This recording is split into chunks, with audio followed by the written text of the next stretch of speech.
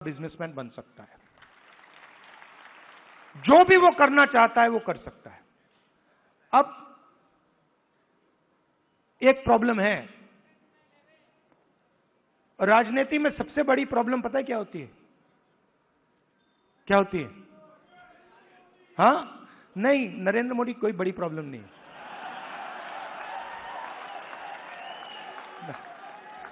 वो नहीं,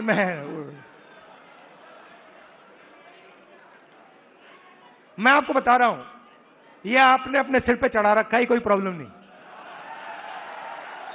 ये जो मीडिया वाले हैं इन्होंने बना रखा है, इसका गुब्बारा बनाया, कोई प्रॉब्लम नहीं।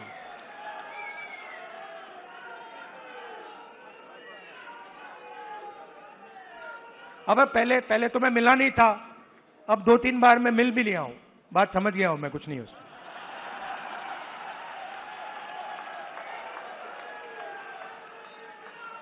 शो, पूरा शो है, दम नहीं है, बता रहा हूं। आप लोग मिले नहीं हो, मैं मिला हूं, बैठा हूं कमरे में। तो मेरा कहना है कि सबसे बड़ी प्रॉब्लम होती है राजनीति में, जो व्यक्ति अपनी शक्ति को ही नहीं समझता है।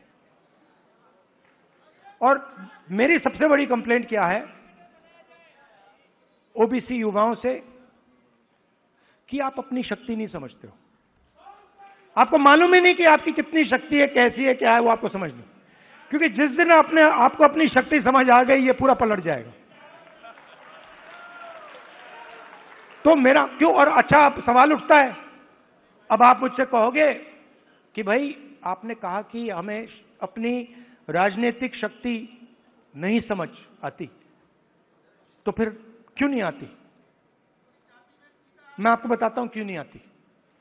क्योंकि नहीं, बांटे नहीं गए हैं। देखिए,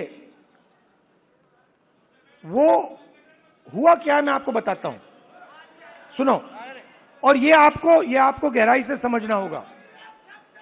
ये आपकी, देखिए, दलितों की हिस्ट्री है, दलितों की हिस्ट्री है ना?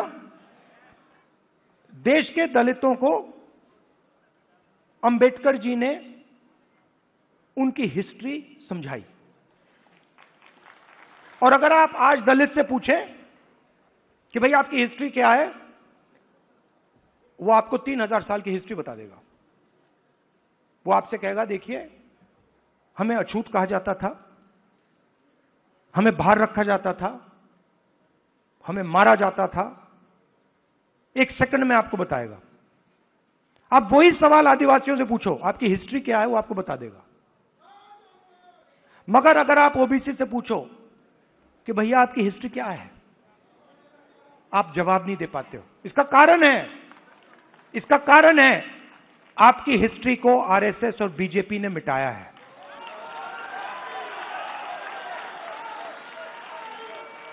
आपकी हिस्ट्री को, जो देश की उत्पादक शक्ति की हिस्ट्री है, उसको आरएसएस और बीजेपी ने मिलकर मिटाने का काम किया है।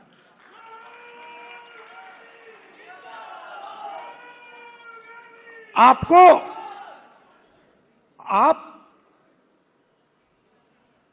स्कूल पढ़े हो ना हिंदुस्तान में? स्कूल पढ़े ना? आप मुझे बताओ, आपने स्कूल में हिस्ट्री की तो किताब पढ़ी होगी, उसमें ओबीसी की हिस्ट्री कौन सी थी, कहां थी? उसमें कहीं लिखा था ओबीसी की हिस्ट्री के बारे में? कुछ लिखा था? मैंने तो नहीं पढ़ा। आज जब मैं बात को समझ रहा हूं, तो मैं अपने आप से सवाल पूछता हूं, भैया जब मैं छोटा था तो इस देश के जो 55-60% लोग हैं, उनकी हिस्ट्री की किताब में है ही क्यों नहीं? यह जानबूझ के मिटाया गया है। क्योंकि जिस दिन आप अपनी हिस्ट्री समझ जाओगे, उस दिन आप समझ जाओगे कि आरएसएस आपका सबसे बड़ा दुश्मन है।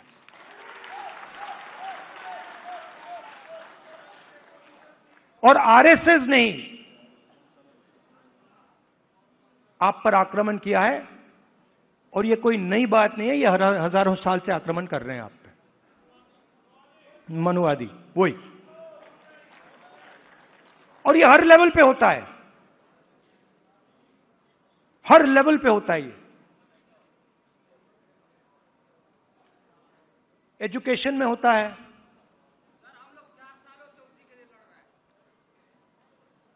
एजुकेशन में होता है, बिजनेस में होता है, जुडिशरी देख लीजिए वहां होता है। सब जगह आपके खिलाफ डिस्क्रिमिनेशन हो रहा है। मोदी जी कहते हैं, मोदी जी कहते हैं, मोदी जी कहते हैं हिंदू इंडिया, हिंदू इंडिया कहते हैं। 50% हिंदू तो आप हो। अगर हिंदू इंडिया है और 50% आप हो, तो मीडिया में आपका एक आदमी क्यों नहीं है? कॉर्पोरेट इंडिया में आपका एक आदमी क्यों नहीं है? औरत क्यों नहीं है? मीडिया के एंकर्स की लिस्ट निकालो, ओबीसी नाम दिखा दो मुझे, कहां है? बड़े बड़े पत्रकारों के नाम निकालो, ओबीसी कहां है? कौन है वहां पे? अदानी ओबीसी है क्या? आपकी पूरी की पूरी जमीन उसको दी जा रही है, पूरी की पूरी आपकी जमीन, ओबीसी दलित आदिवासियों की जमीन छीन छीन कर अदानी को दी जा रही है, अंबानी को दी जा रही है, टाटा को दी जा रही है, इन लोगों को दी जा रही है। इनके सिस्टम में कोई ओबीसी है ही नहीं, दलित है ही नहीं, आदिवासी है ही नहीं। तो इसलिए हमने कहा है सबसे पहले जहां भी हमारी सरकार होगी वहां जाति जनगणना होगा,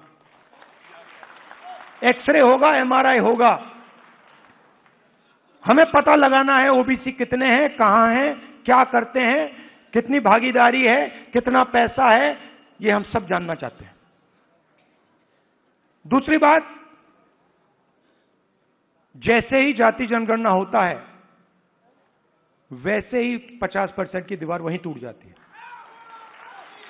तेलंगाना के चीफ मिनिस्टर ने जाति जनगणना के होने के एकदम बाद अपने आप 50% की दीवार तोड़ दी और उन्होंने कहा कि भाई, मैंने उनसे पूछा, उन्होंने कहा राहुल जी, जब मैंने ये देखा मेरे सामने कोई ऑप्शन ही नहीं है, मुझे ये करना पड़ा क्योंकि मुझे अन्याय दिखा। कल भाषण में उन्होंने बोला तो पहला काम जाति जनगणना जहां भी हमारी सरकार होगी, 50% की दीवार जहां भी हमारी सरकार होगी, और दूसरा काम नेशनल लेवल पे, ये दोनों काम।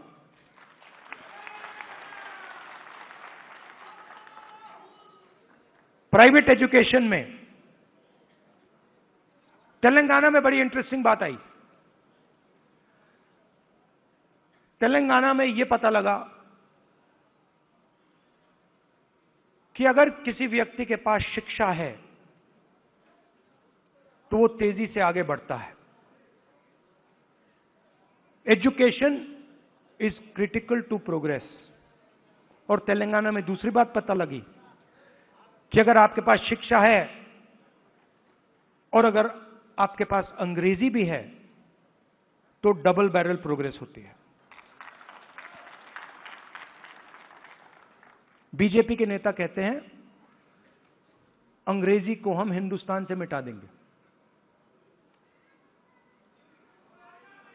नहीं, मगर आप उनसे एक बात पूछिए, आप अंग्रेजी मिटाना चाहते हो मगर आपके बच्चे कहां पढ़ते हैं? आपके बच्चे क्या हिंदी मीडियम में पढ़ते हैं या इंग्लिश मीडियम में पढ़ते हैं? आपके बच्चे क्या लंदन में पढ़ते हैं, अमेरिका में पढ़ते हैं, वहां क्या हिंदी में पढ़ते हैं वो? नहीं। तो रीजनल लैंग्वेज, रीजनल भाषा, हिंदी, तमिल, ये सब जरूरी हैं। बंगाली, पंजाबी, कन्नड़ा, ये सब जरूरी हैं, मगर उसके बिल्कुल साइड में अंग्रेजी भी जरूरी है। इसीलिए हमारा तीसरा मुद्दा, reservation in private education institutions. मतलब प्राइवेट एजुकेशन सिस्टम में दलितों को, आदिवासियों को, पिछड़ों को रिजर्वेशन।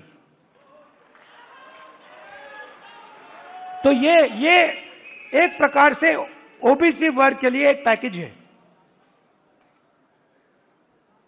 एक कमी रही है जिसको थोड़ा सा आज हमने डेंट मारा है।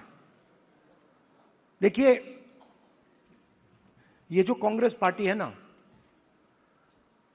ये आपकी भी पार्टी है, हमारी ही है, तो इसकी लगाम आपको पकड़नी पड़ेगी।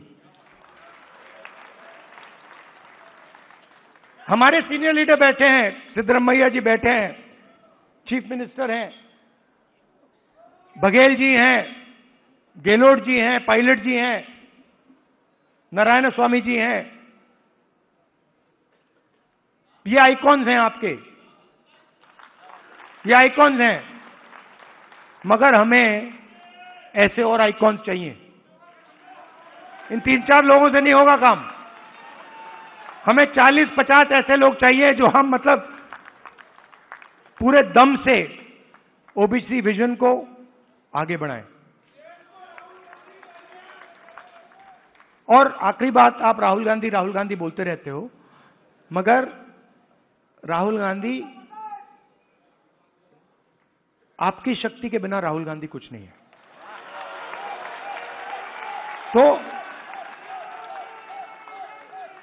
तो मेरा काम आपकी शक्ति को अलाइन करने का है। और देश के मैं ओबीसी वर्ग से, युवाओं से कहना चाहता हूं, जो मैंने शुरुआत में कहा, मैं अपनी साइड से कह सकता हूं, कांग्रेस पार्टी के साइड से नहीं कह सकता हूं। मैं अपने साइड से कहना चाहता हूं कि जिस प्रकार से मैंने ओबीसी वर्ग के लिए काम करना चाहिए था, पहले मैंने नहीं किया, अब मैं डबल स्पीड से वो काम करने जा रहा हूं।